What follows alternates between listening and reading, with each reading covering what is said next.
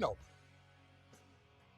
a lot of people know this huge GNR guy, White Snake. He was a consultant on that video with Tawny Katane on the front of that car. Mm-hmm. Andy's actually 68 years old. Good evening, Andy. I was the co-star of that video, Chris. Consultant. My bad. It said on my sheet consultant. Wow. Andy We're Martino. gonna get Ellie at SNY to give you better info. I was in the video. Yes. Your PR people really have to be better. Andy, of course, of SNY, MLB Insider, and you can catch Andy every night, 6 o'clock on SNY, of course, with BNNY Baseball Night in New York with he and Doug Williams, and on the Shea Anything podcast as well in his great columns on SNY.TV. First of all, just take us through this week. Where did this really start to pick up some steam when a few weeks ago we didn't necessarily think there was going to be another big name that was going to be attached to the Mets? Yeah, there wasn't. They weren't interested in Trevor Bauer, and then they were. Sandy Alderson, a couple of weeks ago, I'd say probably after George Springer went to the Blue Jays, went to Steve Cohen, went to ownership as is, the way these things go, and sort of made a case for pursuing Bauer, going over the luxury tax, which they had not planned to do prior to that. And just thought, hey, it's a really good pitcher that could put us over the top, and they decided to go for it. So it intensified. There was a lot of talk about this getting close last night between the Mets and Bauer, and it did get really serious. Deep into negotiations, really, Mets thought that they had a strong chance of landing him. Offered $105 million, and he took 103 from the Dodgers. So it was an intensive pursuit, and they didn't get him, as we know. And I think you and I will both agree that they dodged a bullet. I absolutely think they dodged a bullet. And Andy, let's just talk about this logistically for a second. Where had they come down on all of the Bauer extracurricular stuff, the Twitter, whether you want to call it bullying, harassment, whatever it was, his off the field, or even in some cases on the field, throws the ball over center field fence a couple of years ago, all the stuff that comes with Trevor Bauer and someone that is clearly interested first and foremost in their brand. I'll say this. The Mets did what you'd call diligence on his issues, and it was genuine diligence. Sandy Alderson, after what he just went through with Jared Porter and to an extent Mickey Callaway, was going to ask a lot of people a lot of questions about this and vet it. But ultimately, Chris, they did end up on making him a $105 million offer. So they wanted the player. But it was with, I'm sure, some reluctance. It's almost like, please take our offer, but when you don't, okay, phew, that's cool too. Yeah. Because he's just a difficult person. I mean, if you look at the tweets that he's done over the years, it's not just the harassment stuff, which was never sexual in nature like the other two people we mentioned, but was still felt mean-spirited in some cases. There was other stuff. There was birtherism in there. There was a lot. And he hasn't shown any reflection on that. In fact, when me, Ken Rosenthal, and Ken Davidoff wrote about this issue a couple of weeks ago, Bauer and his agent sort of held their ground. Their position is clearly that he didn't do anything wrong, and he's entitled to that position. But it's a lot, and it's exhausting, and it offended a lot of people. And I think that one of the things that the Mets would have had to deal with if they signed him was that your press conference on day one for all that money that you spent wasn't just purely good. It wasn't like, hey, yay, it's day one, we got the star pitcher. It was like, Sandy, how did you vet the tweets? Trevor, are you a harasser? It's like, that's what you're buying? Is that kind of publicity? So, that's all there with him, as you're well aware, and you've been great about pointing out. How about this, though? On the field, where did you come down on Bauer and the unevenness of his career? The fact that over 209 starts, He had a really good year in 2018 and then 11 great starts this year. But other than that, was Yep. somebody that was an ERA of 4. Were they willing to go to this number because they were projecting more based on analytics and his whatever his health, these amazing systems that he has in place for himself? Is that what it was more Hmm. based in? I don't think it went quite that deep. I think it went like, here's this stud that might be able to help us win the World Series. I don't know that there was a whole, like research and development deep dive that informed the pursuit so much as like that guy just won the Cy Young. He might want to play here. I think Chris, doing the research about him as a pitcher. I think if you look at it, he was having a really, really good year in 2018 before he got hit with a comebacker. And so he seemed to have put something together. I mean, he's developed elite spin on his fastball and all his pitches really starting around then, which has led to innuendo about pine tar, which is, illegal, but wink, wink. So it's not like a big scandal, but they might ban that or regulate that going forward. Pitchers' use of substances on the ball. So I'm not saying Bauer did that, but his spin rate went through the roof out of nowhere, and that's helped him. Now, pretty average velocity on his fastball, breaking stuff, off-speed stuff that's good, cutter slider, not nearly as good as Garrett Cole's secondary stuff. So you're getting a good pitcher, a really good pitcher. You're not getting an ace, in my opinion, despite the fact that he just won the Cy Young. So, that's what they were bidding for. That's what the Dodgers just got. And I think the Mets would have been better on the field with him this year.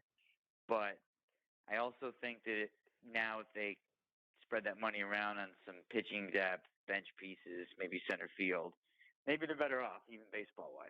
All right, I want to get to that in just 1 second. Andy Martino, SNY MLB insider and noted TikTok influencer with us. Andy, with Jacob DeGrom, part of that to me, he already was unhappy with his agents. He clearly wasn't thrilled that he signed the deal that he signed, but he signed it. Yeah. You bring in Trevor Bauer and you pay him $40 million for 1 year, and Jacob's Mm-hmm. making 20 this coming year. I mean, double Mm-hmm. what he's making. Mm-hmm. He's got an out after 2022.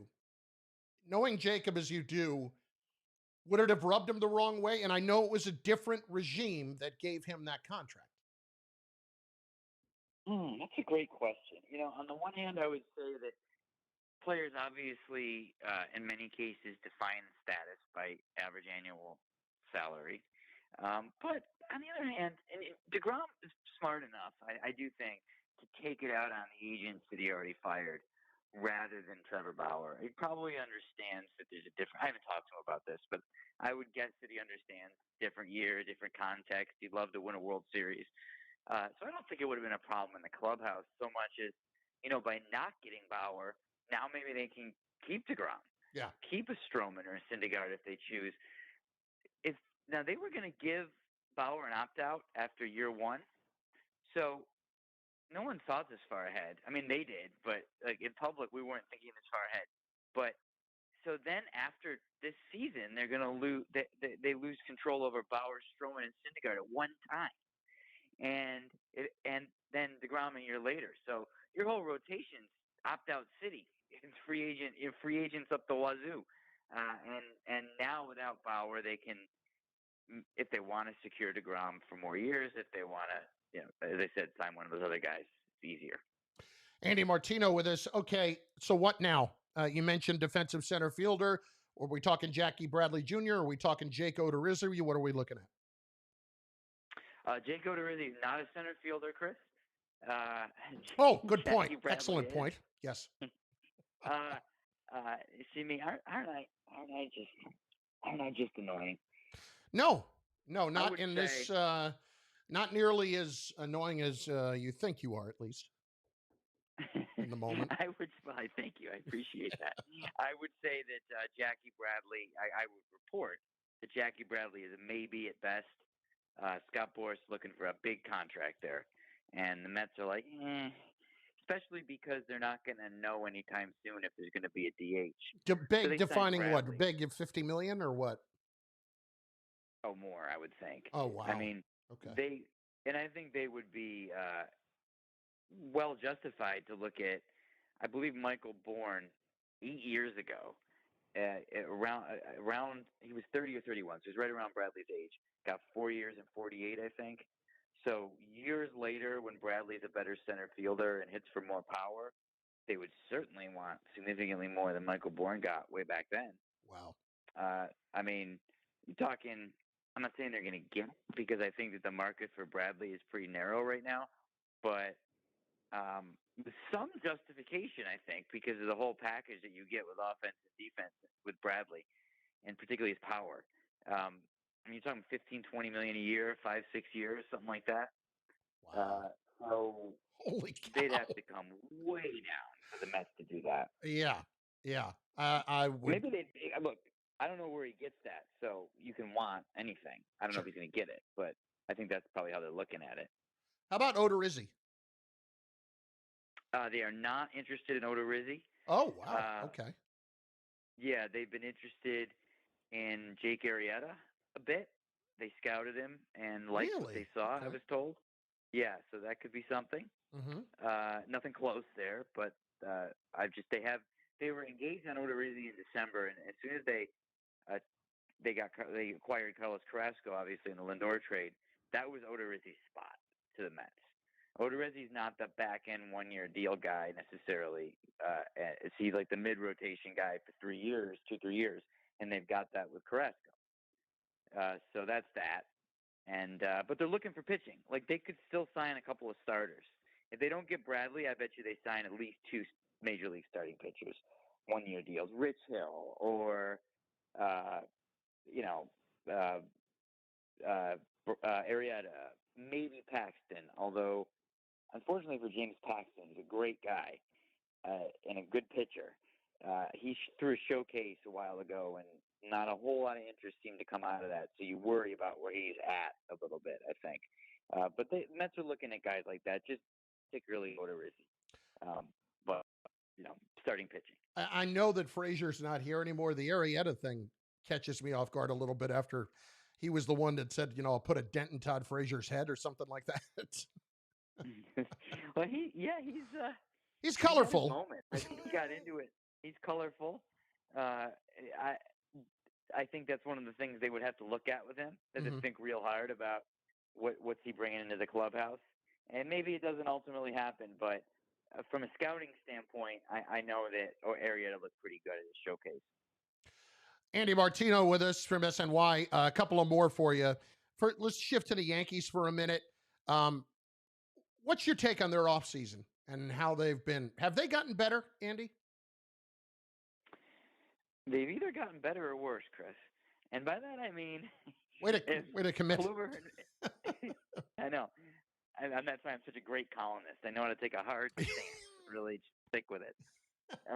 Look, if they've had an interesting offseason on the budget that they claim to need to be on because of COVID losses and needing to stay under the luxury tax. Obviously, Jamison Tyone and Corey Kluber are really intriguing. And they've got an inside track on Kluber's training and rehab through Eric Cressy, their strength and conditioning coordinator, who is also trains Kluber. And they have reason to think that these guys can be good. If they're good, then that's a stacked rotation with young upside guys, veteran guys that are proven if oft injured. So that has the potential really for extreme upside and extreme downside. You could also be looking at like who's starting tomorrow and who's starting the next day because they're all hurt or in AAA. So it could really go either way for me. And there's more they could have done. They could have, in a normal year for them, money wise, they could have traded for Lindor and moved Torres or said goodbye to LeMahieu, or they could have gone aggressive, and instead they're basically bringing back a very similar team to the one last year that was pretty good, although not necessarily championship level. So I think they've been okay. I think one of the best things that's happened to the Yankees, Chris, is that the Rays have gotten measurably worse. Yeah. And the Rays were obviously their big bugaboo, so that helps. It does not hurt in any way. I thought it interesting, though, Andy, specifically when it comes to Stanton and Judge, that the Yankees put Cressy out there to answer some questions. He did an interview on Yeah. yesterday, and there's been so much around the health of these guys and showing, okay, here's the different kinds of things that we are trying with them this year. It didn't Hmm. work in year one. I know you can point to everything that happened with COVID as far as Cressy's concerned, but they are putting an awful lot of faith in this guy and really putting it out there. And I almost feel like it's undue pressure in that with guys like Stanton and Judge, I think you're just always going to be dealing with these kind of injuries. Yeah, well, they're taking one last shot at it with Cressy. Obviously, yeah, that's who they're putting their faith in to address that, because the difference, obviously, with that team, with those guys healthy and not, it's such a swing, and it's so frustrating. Just as a fan of the game, and as people like us just like to see excellence on the field, of course, it's entertaining. When you see a guy like Judge on that MVP level tear that he was on at the beginning of last season, and then just get hurt, it's like, oh. And then you don't even have to be a Yankee fan. It's just like, oh, that's a bummer. That guy should be on the field. And the same thing with Stanton. One of the weird things about Stanton is that as his injuries have gotten worse, he's actually gotten much better as a hitter. When he's on the field with the Yankees, his strike zone judgment is better. His playoff performance has been pretty good. He doesn't chase that outside slider. So you just have to stay on the field. And I don't know. You may be right that it is what it is with them and injuries, but the Yankees have to try everything they can to make that not be the case, obviously. As far as baseball is concerned, the one thing I haven't heard after they haven't been able to get anything done with the universal DH and expanded playoffs and all that for this year is what more the Players Association would have wanted to get a deal done for the short term because they didn't feel Hmm. like the universal DH was a fair trade in exchange for the expanded playoffs. What more would they have wanted, Andy? What didn't they get that just Hmm. made this a no go and we're not even going to talk about it? Yeah, that's interesting because they just see expanded playoffs as the white whale for the owners, and to give it to them over something like a DH just was like just a total overpay for them. So that's a non-starter. But what do they actually want? I think they just want to try to play 162 games under the current terms and go to war over the CBA when it's over this year. I think that they're reluctant to give ground in a negotiation on shortening a season. They're reluctant to give MLB anything really because they are really ready for a perhaps generational battle over the state of labor relations in the game. So I don't know if it's any one thing. I think it might be more of the principle of saying no at a time when they feel that the union spent years being weak and they're trying to flex their muscles again and show Manfred that they're serious and and take that tack. Now, could they agree to something with expanded playoffs at the DH soon before opening day? Sure, we saw that happen this past year, but there wasn't like remember they didn't counter Right. MLB's proposal last weekend. Right. So it means it wasn't the proposal wasn't a tweak or two away from being workable for them. It was complete non-starter, nothing close. Okay. A year from now, are we talking? We're talking about a stoppage in your mind. No question. I'm not saying no question. Honestly, there'll definitely be a stoppage, but we're talking about it, and Yeah. I'm really worried that there will be one, and I'm It really feels like worried there's going to be a that lengthy one.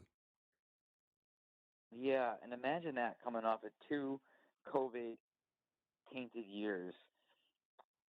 Then, so this spring training, we're like, okay, are we going to be able to go? Are they going to play games? Is there going to be a delay? And then next year, when hopefully we're all vaccinated and out in the world again, it's like, are they going to play? It really worries me about the future of the popularity of the sport that we love. And I hope it's not that bleak, but I don't see any evidence that the sides can look out for the greater good and uh, just go, hey, look, guys, like it's a really bad moment to do this. Don't do this. It really just seems like it's not a good situation to me. Last one. When does the book come out? The cheated book that you wrote on the Astros. Thank you for mentioning that. Yeah. June 8th is the release date. You're going to get a copy pretty soon. Ooh, Don't tell anybody. woo! But there's some early copies coming out to some influencers. Do I say, dare I say, galleys? A galley. You are Yes. getting a galley. But I'm excited about this. I can't wait to have a longer conversation about it when it's out. If I'm Of course so inclined to invite me to do that. But I'm inclined. I don't mean to be presumptuous. Yeah. But look, it's a story that I put a lot of care and love and effort into telling. I do a whole history of sign stealing in the game within the game stuff.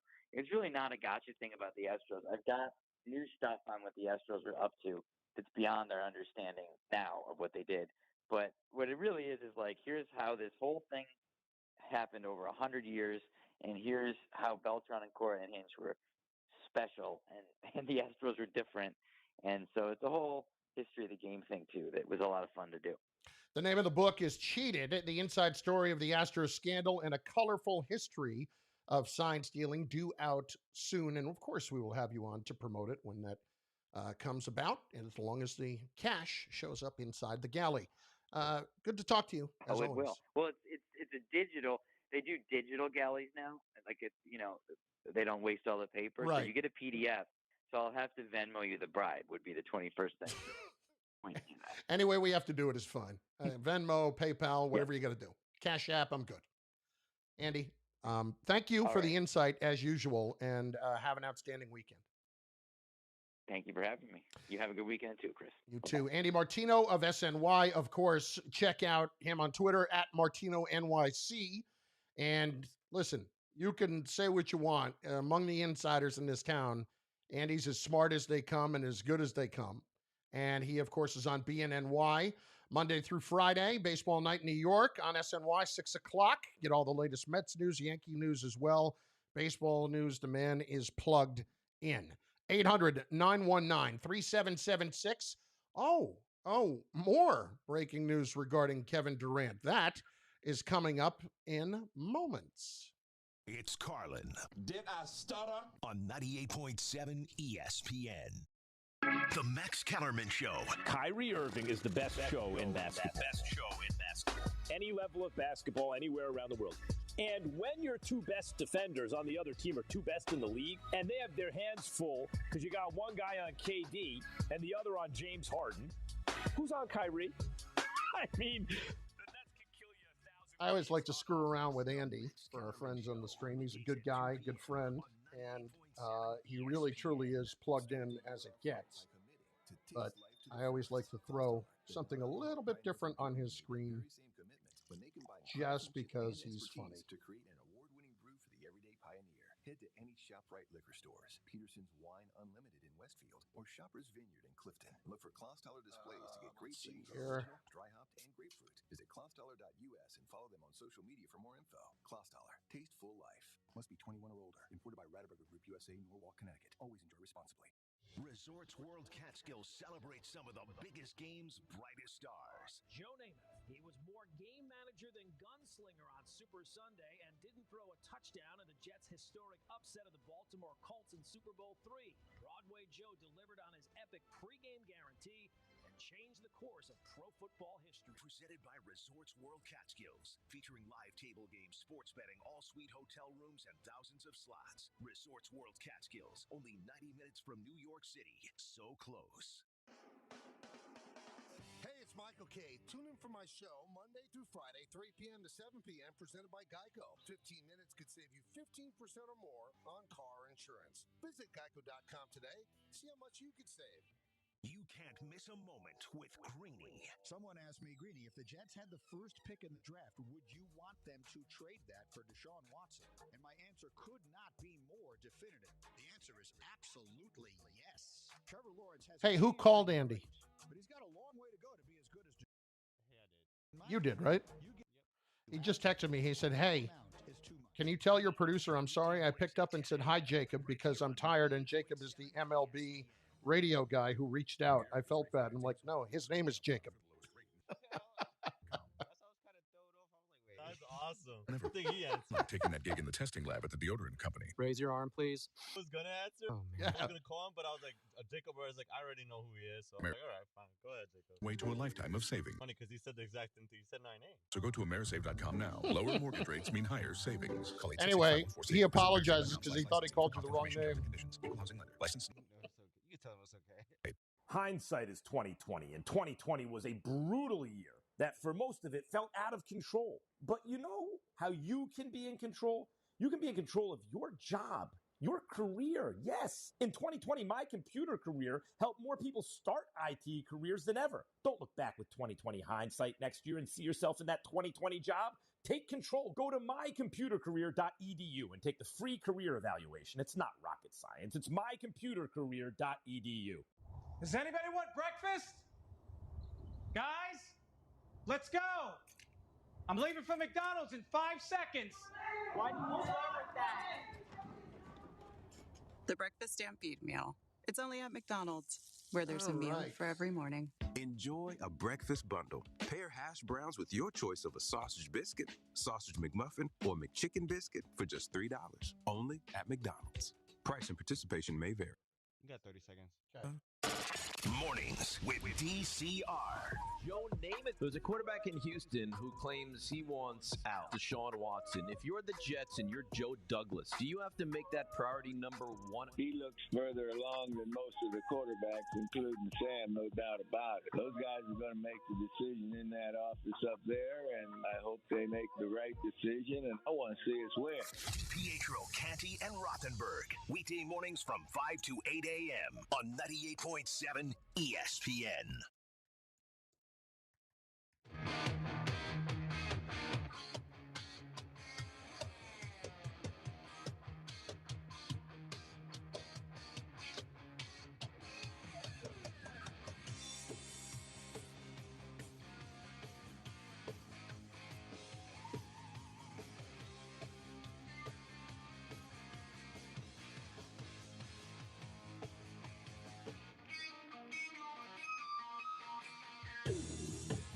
It's Eddie every day. Carlin, 98.7 ESPN. Open lines, 800-919-3776.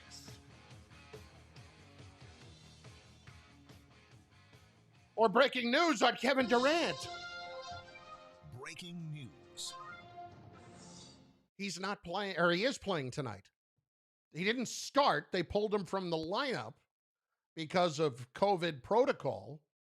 And apparently he got cleared and he came off the bench. So Durant is playing. Now, I haven't seen here. I don't believe Jeff Green is playing. He was the other one who was pulled from the lineup. So Durant, for the first time in his career, apparently came off the bench, which is, pretty remarkable in and of itself. But that's the reason why. And we don't believe he had a false positive or anything like that. I'm trying to do a little bit of digging to find out exactly what happened. I haven't seen on Twitter if they have actually said what happened. So, I can always, and by digging into my intricate network of sources, it's just that. Let's see what they're saying over on the Twitter. Let's see. Woj said just a little while ago, will not be available to start tonight's game due to healthy and safety protocols. Further updates will be available. So he couldn't start, but he is out there. So we haven't gotten any of the specific details, but I think it has to do with, whether it's contact tracing or something along those lines. Here's the bottom line. Durant is out there, and he is playing in this game. The Nets, by the way, are losing at last check. But just going to double check on Jeff Green.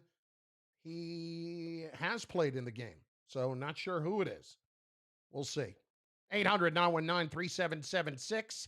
It is Carlin on 98.7 ESPN. We have had some gentlemen who have been exceptionally patient. So let us go to those calls, shall we? First of all, it's our guy Spike in Jersey. Hello, Spike. Good evening, my my friend. They're both playing. I was listening to the interview with Andy, which was excellent.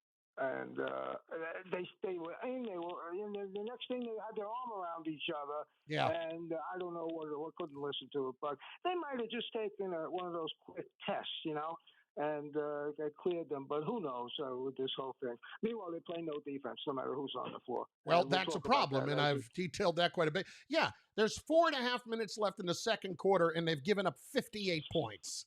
Yeah, I mean, yeah, come I on. wanted to call you. I wanted to call you tonight, especially after I heard or looked at the schedule with the hockey and the basketball.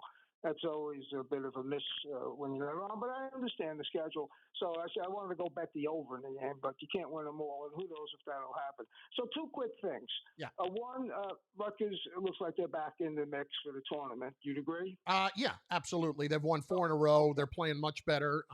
Listen, they need to continue to play well, but they absolutely look like they have gotten out of a rut that they were in.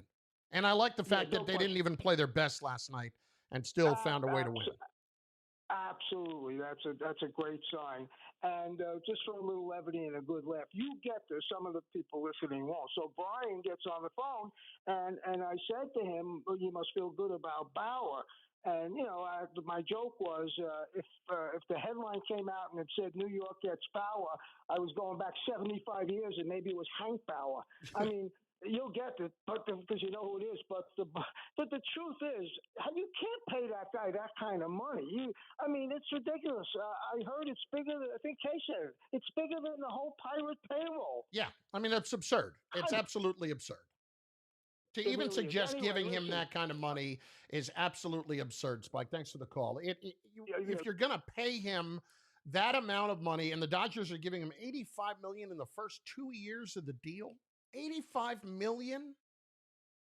Just imagine if Bauer goes out there this year and has an awful season.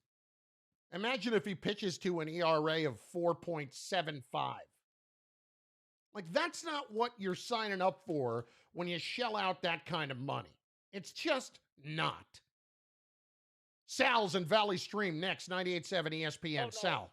Hello? Oh, Hi, hey, Sal. Hi again. Hello again. Hi. I want to, get in a little bit about the Mets, what they need to do next year. What do you think that is, Sal? I don't know. I was listening into Craig Carlin and Evan Roberts. Yeah, I don't really care if you were listening to them. What do you want to talk about? What do you want to say? I want to chat about, Ed Coleman was on with them. He was talking about the Mets with them. Sal, it's another station. I don't care what they're saying. I know, Chris, but, and that's all. The Mets need a lot of defense to improve this year. They need a lot of hitters to come in, and that's all. But brilliant point, Sal. Thanks for checking in. Appreciate it as always. Come on, dude, you're better than that. I love Eddie. Eddie's my guy, and listen, those guys, they're doing their thing. Love Evan. Craig, always gotten along with them. All good, but I don't really care what they were saying on their show. My thing here is this. If you're the Mets and you're in this position right now, what do you have to do? You have to go and make the rest of this team better by adding the depth. Now, Jackie Bradley Jr., 5 years, $75 million, pass, hard pass. If he's looking for $15 million a year and 5 years of it, Godspeed. Go get it somewhere else. Then it's not worth it. Okay, that's a ridiculous number. And if you're talking about the other guys, I myself would be looking a lot more at Odorizzi than Jake Arrieta. Jake Arrieta was a disaster in Philadelphia. A disaster. And says things like he said about putting a dent in Todd Frazier's head. Remember that? These are, two areas that present a problem for me with Arrieta. Not good in the clubhouse. And by the way, not very good in Philadelphia. I just want to look up his numbers while we're talking about it. But that surprised me a little bit to hear Andy bring up Jake Arrieta. I didn't mean to get chippy with Sal. I mean, listen, I love those guys. But, competition now. So As much as I love them, I want to kick their ass. And it's what it is. Not that I'm up against them. Michael's taking care of that. Let's see. Yeah. Arrieta is 3 years in Philadelphia, 4.36, and his record was 22-23. His whip was 1.4. Pass. 800-919-3776. Open lines. We get to you in short order. We also get to the Super Bowl. A few different aspects of it. Number one, who's going to win? One final lock of incompetence that we will get to. And we also will tell you why somebody is actually going to win the game, why the Bucs are actually going to win the game, and why I believe in them more than the Chiefs right now. As much as it kills me to root for Brady. I got my Super Bowl boxes today, and they are absolutely freaking brutal. They are just, I couldn't get worse numbers than I got. And I'm in a pool where it's expensive. It's not, $10,000 a box, but it's like $250 a box. And I don't gamble very much. I gamble a little bit. I do on FanDuel with the football and stuff like that, but not big money. This is probably the biggest thing in the year that I would actually do. And the numbers that I got for the box are just so atrocious. He changes them at halftime, which he did in the guy who runs this particular one, because you had the 13-3 mess a couple of years ago where whoever had 3-3 basically won the entire game in the Rams-Patriots Super Bowl. But, listen to this. I've got Chiefs 4, Buccaneers 9, Chiefs 9, Buccaneers 8. Come on. You're killing me. In first and second half. I got no shot right there. I got no shot. Anyway, we will also get to the one player on Sunday that Jet fans need to be paying attention to. Need to be paying attention to. Carlin, 98.7 ESPN. Right now, it is 8:39. It's Carlin. Fat, drunk, and stupid is no way to go through life, son. On 98.7 ESPN.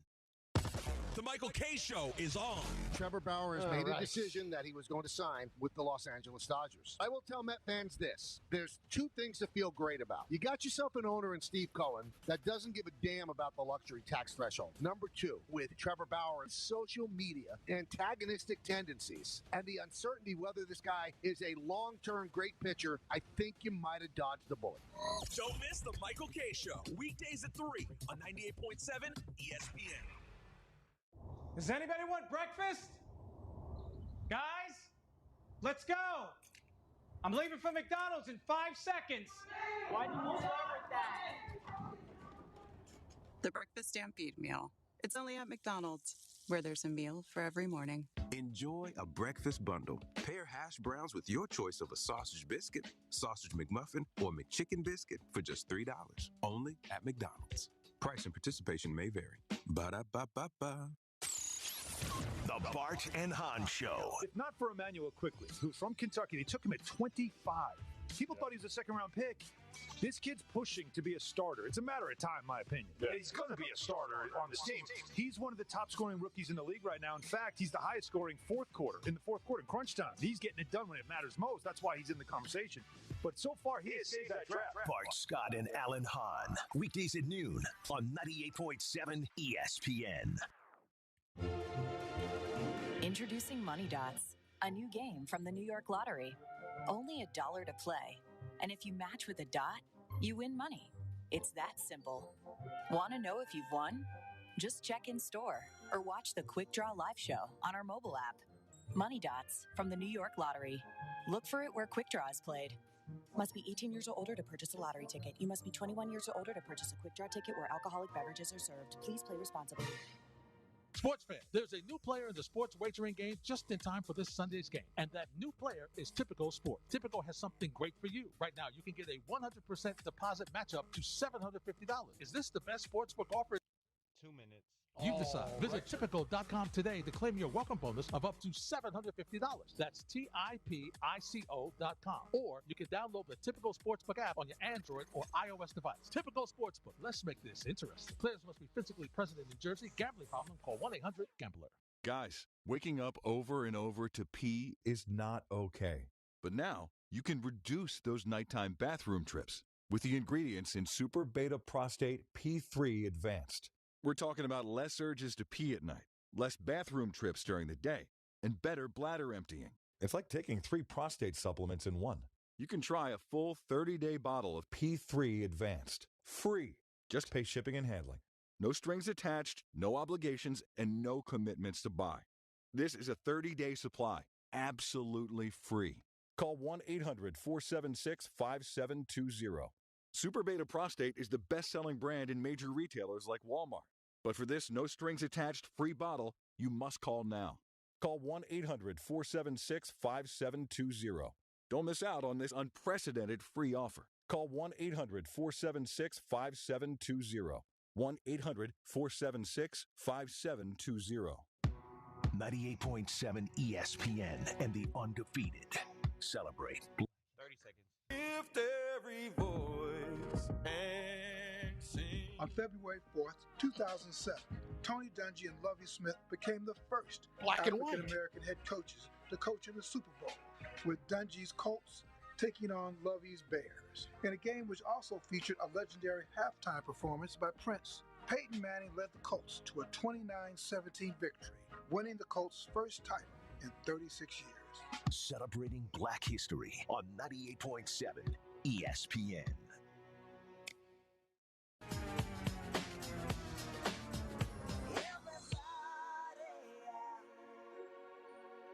Rock your body, everybody, rock your body right. Streets back, all right. Our good friend Jimmy Traina from Sports Illustrated was having this debate on his podcast this week with Aaron Andrews and Kyle Brandt. Better catalog NSYNC or Backstreet Boys? I'll tell you what, overall catalog, probably Backstreet Boys, but NSYNC, I mean, that was some of the top hits that there have ever been. Jacob Perry, thoughts as we turn to you on this very important topic? Better catalog, Backstreet Boys or NSYNC? Your thoughts? I would 100% go with NSYNC. Brian Munguia, let's get his take. A lot of their members did spin off to do better things. That's Timberlake went and did his thing. I mean, Backstreet, nobody really came out of that and did their own thing, right? No, they stayed together most of the time. Right. They're still together. Yeah, even though one of them, I think, left for a bit. I can't believe we're talking about this, but yeah. Munguia, who you going with? I'm going to go with NSYNC. I probably would go with NSYNC as well. It's very, very close. Why am I doing this? I don't know. I think it's because you played Rock Your Body. This is all Jacob's fault. I asked him. Backstreet's back, all right? Yeah, he really wanted to play this. This is all his fault. And he's like, yes, I am playing this. I was like, all right, fine. Oh, God. Lewis in South Orange is next, 98.7 ESPN. Lewis. Hey, well, it's neither Backstreet nor NSYNC. It's the Jackson 5, and that's the end of the conversation. Well, okay, but I'm not going back to 1978. I mean, listen, I'm trying to keep it relatively contemporary. And yes, the Jackson 5's amazing. Absolutely amazing. Well, okay. We'll leave it there. First of all, I want to say I'm a huge fan. I've been a fan of yours for as long as you've been calling Rutgers games, and it's just a real pleasure to hear just the excitement that you bring to both football and basketball. It's awesome. I'm a fan. Thank you. I appreciate it. I unfortunately I gave up basketball a few years ago, And Jerry Recco's know, doing it now. I know. Does a great job. I do listen to Jerry, but I remember you. You know, I'm old. Yeah, well, and thanks. I also actually represent your brother.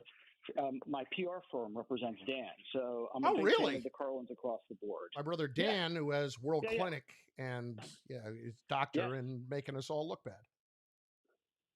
And he's a kind and brilliant man. I appreciate that. Very similar to you. Yeah. I wanted to talk about the Mets, but I Not as decided I smart. wanted to change, if you don't mind, to talk about the Jets. No, that's fine. I think we can admit, though, my because- brother, not as smart. Not as smart as you, not even close. No, exactly. and nor as good looking. Exactly.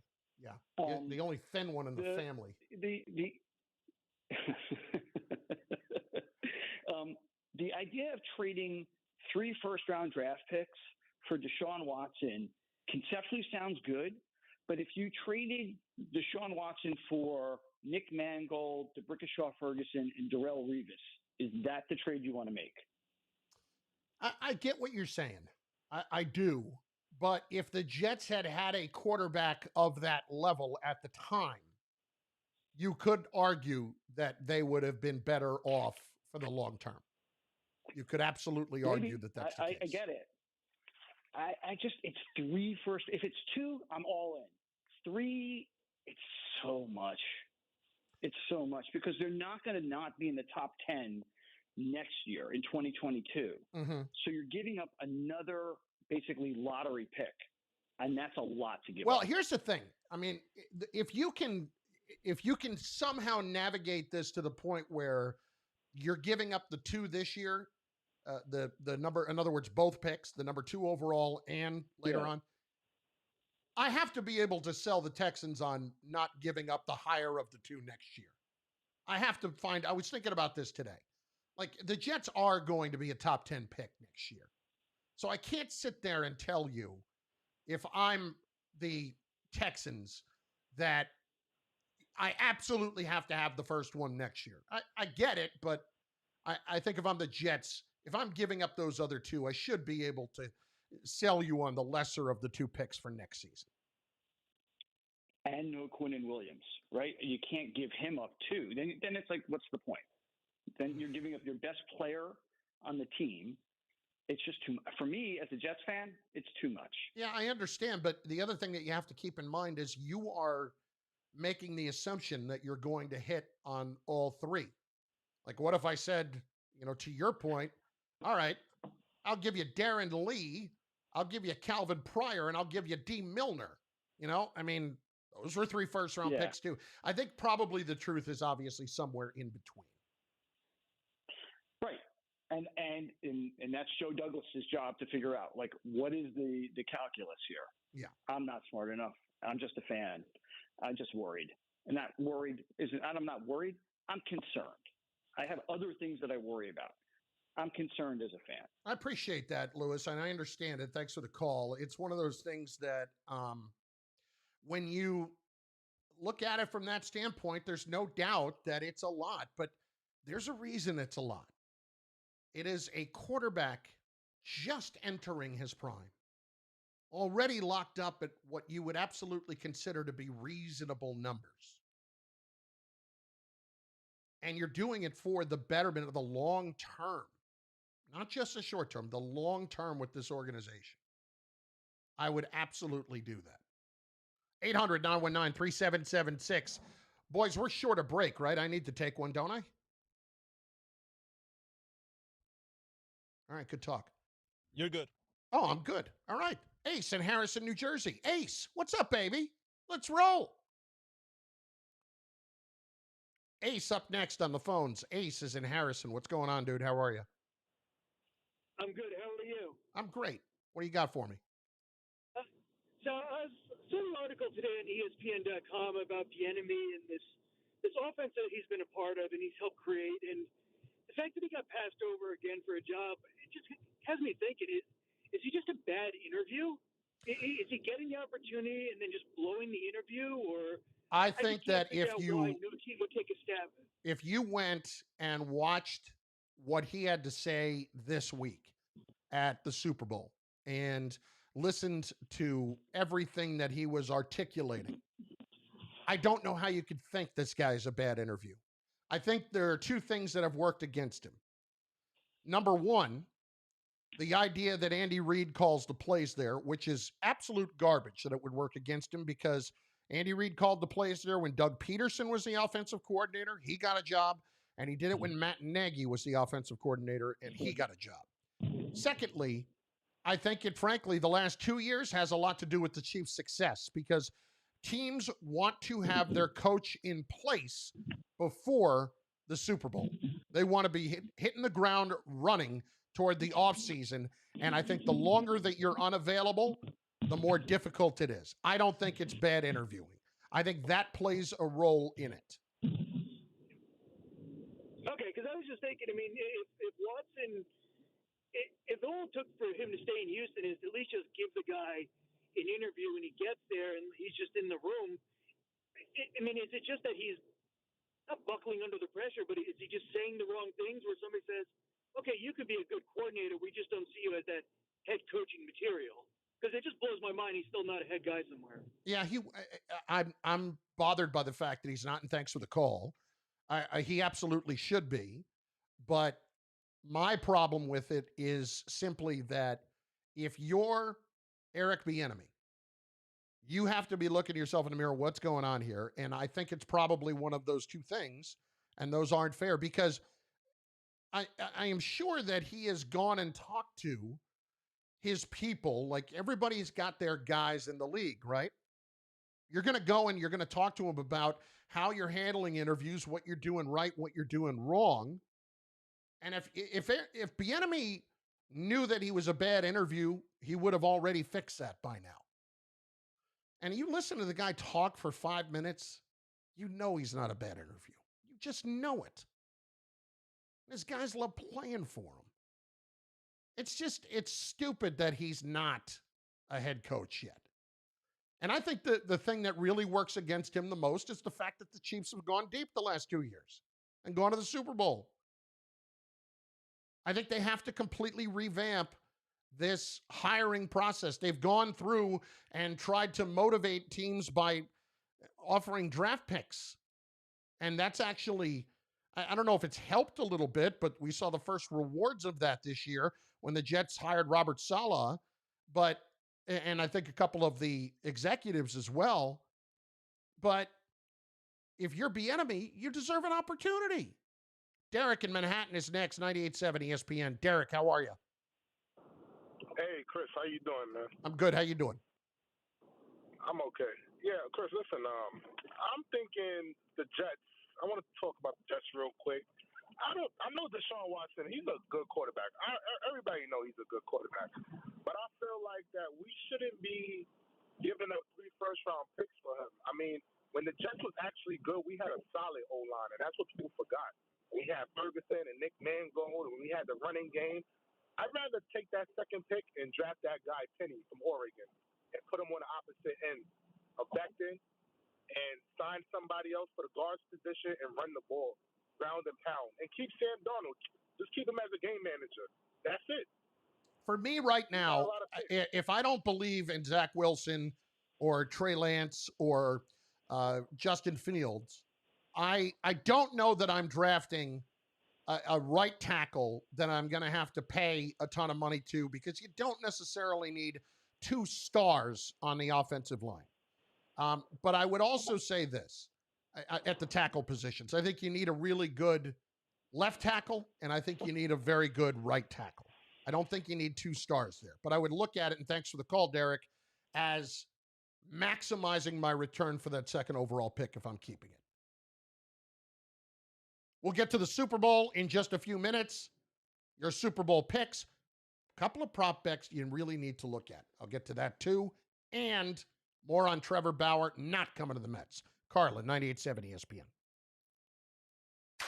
Everything you need to know about lines,